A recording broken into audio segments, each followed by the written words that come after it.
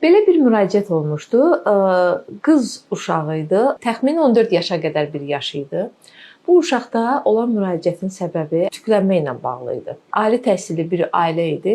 Valideynlər çox narahat olmuşdu. Bu uşaq yeniyetməlik dövrünə qədəm qoyduğu vaxtdan daha çox atasına meylləndiyi, yəni atasını çox istədiyi görünür. Ata ilə daha çox söhbətlər eləyir. Bu təbii normal bir haldır. Bütün ailələrdə müşahidə oluna bilər və eyni zamanda atanın bütün hərəkətlərini təkrar etməyə meyllidir.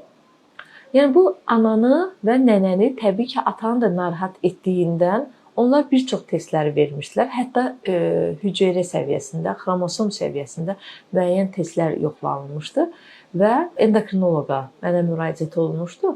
Uşağı müayinə etdikdə ilk növbədə daxili orqanların və xüsusən də cinsiyyət orqanlarının ultrasəs müayinəsi yoxlanıldı və ultrasəs müayinə nəticəsində rudiment şəklində, yəni qalıq olaraq kişi cinsiyyət orqanlarının olması təsdiq olundu.